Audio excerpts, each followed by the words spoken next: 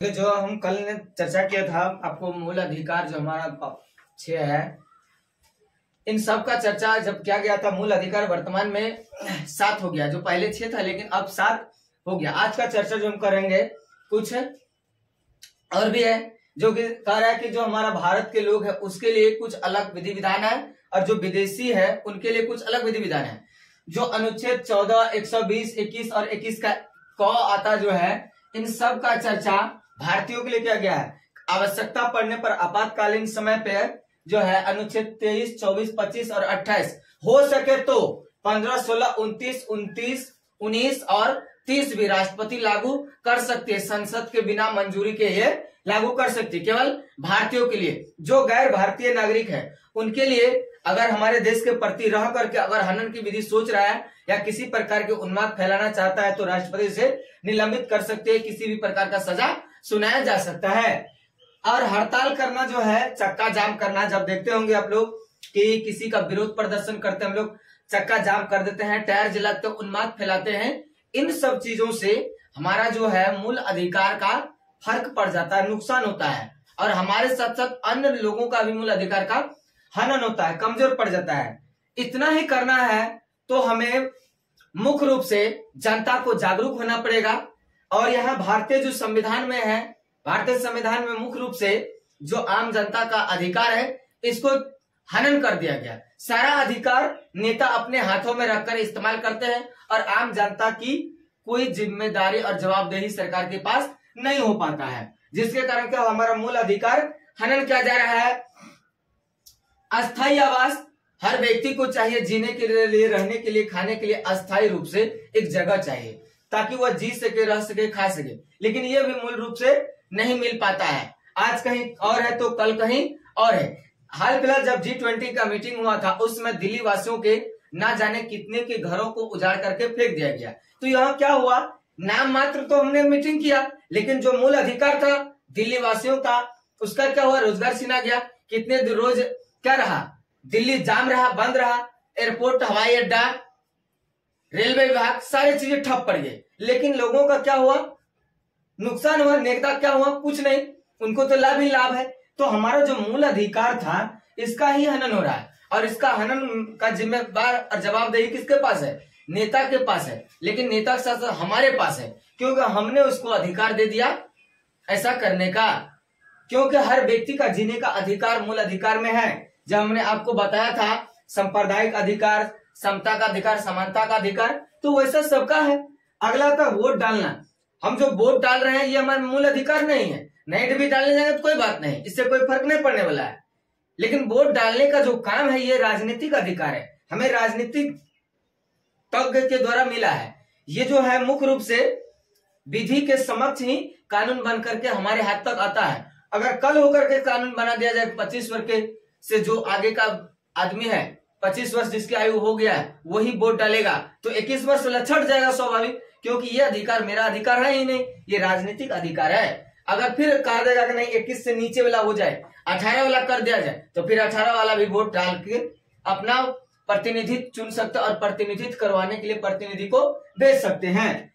अगला आता है मूल अधिकार को राष्ट्रपति कुछ समय के लिए, जैसे आपातकाल लगे, इमरजेंसी की स्थिति बनाओ, उस समय जो हमारा अधिकार मूल अधिकार इसको राष्ट्रपति क्या कर सकता है, निलंबित कर सकता है। लॉकडाउन के भी समय में हमारा मूल अधिकार को हनन किया गया। लोगों का आर्थिक दयनीय स्थिति को दुरुस्त जैसा था वैसा न रहने देकर के बल्कि और क्या क्या लचीलापन बना दिया है। लेकिन एक आम जनता मीटिंग करता है तो कहा कि कोविड फैल जाएगा, लेकिन नेता की रैली दिन प्रतिदिन चलता गया। तो ये जो मूल अधिकार मुख्य रूप से है, आम जनता की स्थिति दिन प्रतिदिन दयनीय होता जा रहा है। जी देखिए, कह रहा मूल अधिकार को अस्थायी जो करना है ये काम मुख्य रूप से सांसद के हाथों में है। सांसद के दोनों सदन, एक लोकसभा और राज्यसभा, दोनों सदस्य जब मिल जाएंगे, दोनों सदन के दोनों सदस्य, तब जाकर के प्रस्ताव पारित होकर राष्ट्रपति के पास जाएगा और राष्ट्रपति के जब हस्ताक्षर हो जाएगा और पारित हो करके तब फिर संवैधानिक पीठ के पास आएगा और संवैधानिक पीठ से यह लागू किया जाएगा। तो वही कह रहा है कि मूल अधिकार को अस्थायी रूप से प्रतिबंधित सांसद करती है। सांसद जो है जब लोकसभा के सदस्य होते हैं वो करते हैं। मूल अधिकार को सुरक्षा देने का काम सुप्रीम कोर्ट का जो है 32 सदस्य और हाई कोर्ट का 226 सदस्य करते हैं और कहते भी हैं। इनका एक नियम और है अथॉरिटी में कि जैसे जो मूल अधिकार दिया गया, लेकिन इसके अलावा ऐसा कोई घटना घट जाए जो संविधान में उल्लेख नहीं है, तो दोनों कोर्ट के जो मुख्य न्यायाधीश है मिल करके कोई अलग निर्णय लेंगे, तो ये क्या हो जाएगा, संवैधानिक रक्षक के तौर पर इसे जाना जाएगा। अब आता है भाग 4 में नीति निर्देशक तत्व। नीति निर्देशक तत्व इस बार भी इंटर में पूछा गया था, 5 नंबर का क्वेश्चन था, तो इतना बात अगर 5 लाइन बच्चा लिख देता तो 5 नंबर उसका आ ही जाता। करा इसे अनुच्छेद 36 से 51 के बीच रखा गया है। 36 से 51 के बीच जो है नीति निर्देशक तत्व खास करके उस परिस्थिति में लाया जाता है जब देश में चुनावी हवा चले। उस समय राष्ट्रपति क्या करते हैं, राष्ट्रपति का शासन लागू हो जाता है, राज्य सरकार का पावर जो है सीमित कर दिया जाता है और केंद्र सरकार की पावर को बढ़ा दिया जाता है। केंद्र सरकार बिना किसी अनुमति के किसी भी राज्य में एंट्री कर सकती है, लेकिन उस राज्य सरकार को भी कुछ ना कुछ उसका सुरक्षा में रहना पड़ेगा। तो जब मान चले कोई भी केंद्रीय सरकार की कोई मंत्री आएगा तो राज्य सरकार के प्रशासनिक व्यवस्था उनकी सुरक्षा में रहेगा ही। तो इसीलिए कहा गया कि इसको 36 से 51 के बीच रखा गया है। आवश्यकता पड़ेगा तो लागू होगा, नहीं तो नहीं लागू होगा। इसे जो है संविधान में आयरलैंड से लिया गया। आयरलैंड का भी ये जो है नीति निर्देशक तत्व अपना नहीं, ये भी स्पेन से लिए है। स्पेन ने इसे खुद बनाया है, हमने नहीं लिखा। स्पेन इस नीति निर्देशक तत्व को खुद बनाया कि देखिए स्पेन में क्या है, एक नागरिकता का काम चलता है। जैसे हम लोग भारत के वासी हैं और बिहार के नागरिक हैं, ना कि हम लोग पूरे देश के नागरिक हैं। और हर जगह ऐसा नहीं चलता है, हम लोग दोहरी नागरिकता वाले नागरिक नहीं है, बल्कि एकल नागरिकता वाले हैं। लेकिन एक ही पर्ची से दोनों का वोट होता है, चाहे लोकसभा की बात हो या विधानसभा की बात हो। लेकिन यही दूसरे देशों में एक ही नागरिकता होता है जो कि केवल केंद्र सरकार को चुनने के लिए काम करते हैं, ना कि राज्य सरकार को चुनने का काम करती है।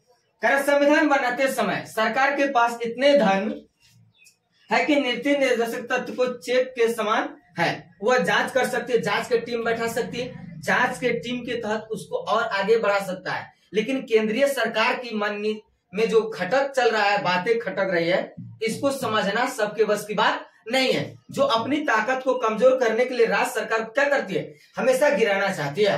और गिराना चाहती इसलिए क्योंकि उन्होंने अपना एक गार्ड भेज के रखा है।